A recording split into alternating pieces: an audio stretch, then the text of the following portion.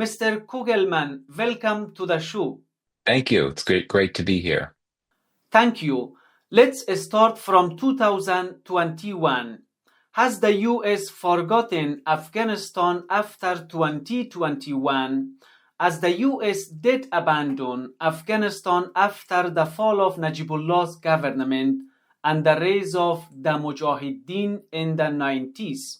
Well, unfortunately, here in Washington, we really do not hear as much about Afghanistan as we had when U.S. forces were there in Afghanistan. U.S. goals and interests have become more narrowly focused since the U.S. withdrawal. They mainly focus around issues like humanitarian assistance, as well as trying to focus on freeing Americans that are still held captive in Afghanistan. There has been an attempt to focus on the issue of women's rights and women's education, the fact that that women do not have a right to education in Afghanistan. This is very concerning, has been very concerning to U.S. officials, but haven't really been able to make much progress on addressing this issue. And as a result, I would argue that it's really fallen to others, to Afghan diaspora members in the United States, as well as advocates, human rights advocates, women's rights advocates, others trying to bring more attention to Afghanistan. It's fallen to individuals and groups like those to ensure that Yeah. Afghanistan stays front and center. But indeed, Washington hasn't forgotten about Afghanistan, but it certainly does not focus on it nearly as much as it used to. Right. But in your views, why do you think we have ended up here? What do you see as the main reason? It was because the US troops left Afghanistan, or the country has been dropped from the US priorities? Well, it's several issues. One is certainly the fact that U.S. forces are no longer in Afghanistan, and U.S. policy toward Afghanistan for so many years was seen through the lens of the war, of the U.S.-led war in Afghanistan. So, with no U.S. troops there, that I think removes one of the big frames through which U.S. policymakers looked at Afghanistan. The other reason why we don't have so much of a focus on Afghanistan in Washington anymore is that the Taliban returned to power, and the Taliban is a Yeah. group that has not been formally recognized by the US government or any government, of course. And it's a group that has many leaders that have been sanctioned by the US for many years. So the US doesn't really have many options for engagement with the Taliban leadership. And that Yeah. essentially means that there can't be much of a US policy in Afghanistan. Yes. But now a new chapter is going to be opened. What do you think, with the Trump's return, will Afghanistan regain attention in the White House? It should be very interesting because there are a number of the people that Trump has picked to join his cabinet. I would argue that some of them disagree with his position on Afghanistan. I would argue that someone like Mike Waltz, the incoming national security advisor, has always been a very strong critic of the Taliban. Yeah. He, I think, did not want U.S. forces to leave Afghanistan. He would not want to engage with the Taliban. He would want pressure campaigns. But Trump himself, as you know, I mean, he was the one that pushed for a negotiation with the Taliban to get U.S. troops out of Afghanistan. And I Right. think that Trump might be more willing to look to opportunities to engage with the Taliban. And he may even look favorably upon the Taliban efforts to try to fight Daesh, which has been present in Afghanistan for quite some time. So I think for me, one of the big questions about Afghanistan policy in the second Trump administration is how will what appear to be these different views within those likely to serve in the Trump administration, how will that impact the actual policy toward Afghanistan? Yeah, you have spoken of the possibility that Trump might support the Taliban in the fight against ISIS. In your view, what might Trump ask of the Taliban, especially since the Taliban claimed that there is not a single ISIS member in Afghanistan? Right, which is clearly not true. Look, I think that if we're thinking what the Trump administration's policy in Afghanistan will look like, I think that the issue of terrorism concerns will probably be one of the main focal points that gets the attention of the administration.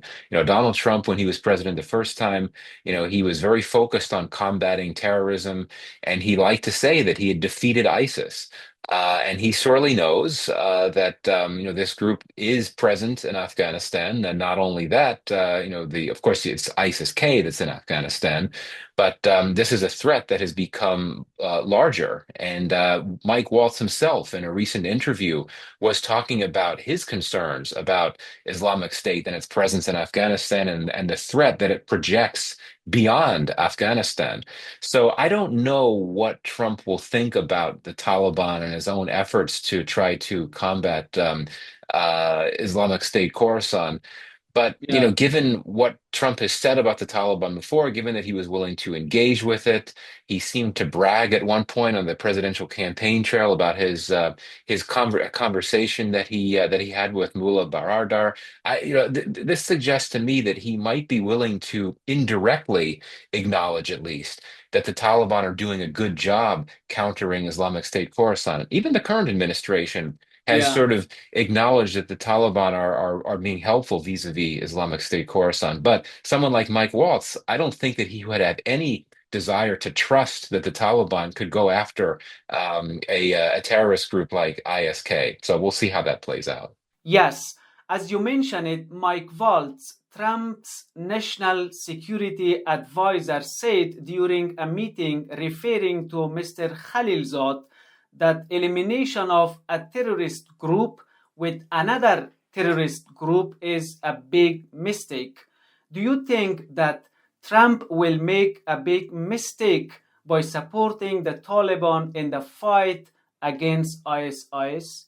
I mean, I think it depends if we're talking about potential U.S. support for Taliban efforts to counter ISK, what type of support that would look like. If we're simply talking about rhetorical support, if we're talking about public expressions of support for what the Taliban are doing to combat ISK, that would be one thing.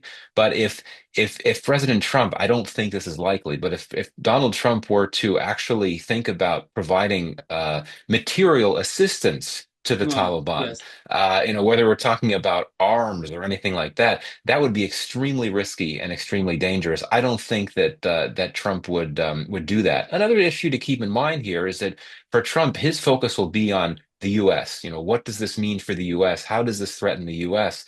I think that for him, the biggest concern with Islamic State Khorasan will be going after the group and the broader IS, the broader Islamic State group. His main focus will be targeting it where it threatens the US and US interests. And it appears that ISK has been able to develop some capacities and even a presence in areas beyond Afghanistan. And that might be an area where Donald Trump would want to focus on more. If he believes that ISK in Afghanistan is not posing a direct threat to the US or US interests, he may Right. be less inclined to want to think about how the US might be able to support the Taliban in those efforts. I mean, he knows that ISK has claimed attacks in Iran and Russia. There had been some ISK plots that have been foiled in Europe and even in the United States over the last few years. That's what he's going to be most concerned about. Counterterrorism might be one part of the US strategy for Afghanistan, but on humanitarian issues, women rights issues, political issues, where do you think the new US policy will stand? Will he, I mean Trump, continue Biden's Afghanistan policy? I think that there will be some continuity in the sense that you'll have a limited approach to Afghanistan from the from the Trump administration. I think that Trump will definitely want to maintain a focus on, the small number of Americans that are still being held captive in Afghanistan. He's someone that always wants to be seen as that U.S. leader that can get Americans out of harm's way abroad. So that will remain a focus. I think that humanitarian support will be a continued priority for U.S. policy in Afghanistan in the Trump era, though, there has been some speculation and reports that there might be cuts in funding to USAID, which has been, historically a key player in providing humanitarian assistance in Afghanistan. So that could be impacted. Um, and indeed, the focus on terrorism risks and counterterrorism, that had been something that the Biden administration had focused on. We know that Yes. there was that operation that eliminated Zawahiri several years ago. But Right. I think that where you'd see the main difference between the two presidents is when it comes to the issue of women's rights. I just don't think that we will see Trump's administration emphasize that issue as much as the Biden administration, though again, there could be some disagreements in views here. I think that someone like a Mike Waltz, or assuming he's confirmed Marco Rubio as Secretary of State, I think they would want to maintain the focus on these values issues, like the horrific state of women and women's education in Afghanistan. Trump Yeah. himself, though, may want to focus on things that focus that this focus on issues that relate more directly to U.S. interests, like the other issues that I mentioned. For Afghans, there is an Afghanistan of yesterday, the past 20 years. There is an Afghanistan of today, ruled by the Taliban. There might be an Afghanistan of tomorrow, a combination of yesterday and today, of course, under some arrangements. Do you think that the US might have a vision for that? Yeah, I don't think that the Trump administration will want to go back to the previous Afghanistan, so to speak. I mean, Trump, of course, as you know, had never been comfortable having a military presence in Afghanistan. So the notion of any type of possible uh, return of the U.S. military to Afghanistan, that's completely not going to happen. And likewise, I think that Trump, much like Biden, and his administration accept that the Taliban are there to stay. So I don't think that the Trump administration would have any interest in supporting potential resistance, including armed resistance to the Taliban, which, as I understand it today, is relatively weak. So I don't think that we're going to see a redux of, how things were several decades ago, where you start to see the U.S. And other outside players, for that matter, Right. supporting anti-Taliban groups. So I think that the Trump administration will accept Afghanistan for what it is, a country where the Taliban has returned, but also a country where there is no war after, more than 40 straight years of war. And I Okay. think that's something that the administration will be comfortable with, though indeed the new Afghanistan with the return of the Taliban has, of course, produced new developments that will be concerning to this administration, including the rights situation and the situation with women, the dire economic situation, the dire humanitarian situation. Yes. That will be concerning for the administration, but it's not something that would want to make the U.S. change its approach. I think at the end of the day, it will accept Afghanistan as it is today, particularly with the Taliban back in power. Thank you. Many argue that humanitarian aid is strengthening the Taliban. You think Trump will stop it, or he will fully engage with the Taliban and recognize their rule? I think it's highly unlikely that the Trump administration would formally recognize the Taliban regime. No country wants to be the first to do it, and it certainly would not be the U.S. And I just think that Trump would conclude that there's not enough at stake for U.S. interests in Afghanistan to warrant a bold move like that to actually recognize the Taliban. So I don't think that that will happen. In terms of humanitarian assistance, I think that we'll see. I think the bigger question here is what will the Trump administration's broader approach to humanitarian assistance be? I mean, will he want to cut humanitarian assistance around the world? I think that would be a big mistake given that you have so many complex humanitarian emergencies, certainly in Afghanistan, which unfortunately tends to be overlooked given that you have others in Ukraine and of course in Gaza and in many other parts of the world. I think that his administration will continue to provide humanitarian assistance, though Right. we might see the amounts come down. And it is notable that Trump recently was publicly critical of what he described as U.S. humanitarian aid being essentially stolen by the Yeah. Taliban. So he may not want to risk that, but at the same time, I'm not sure that he'll invest so much attention on Afghanistan that this would be an issue that would concern him in a big way. His administration might be okay with Thank you. continuing with the status quo. From the regional aspect of the matter, would an increased China Taliban engagement create some interest in the Trump administration to look into Afghanistan more closely?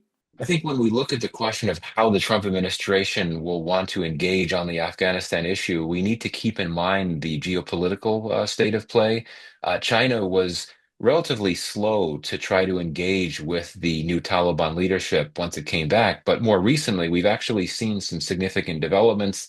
The Chinese government signed an energy deal with the Taliban. There's been some high-level engagement. Given that Trump will look at the world through the lens of competition with China, perhaps the fact that China is now engaging fairly heavily in Afghanistan would be something that would get the attention of the administration.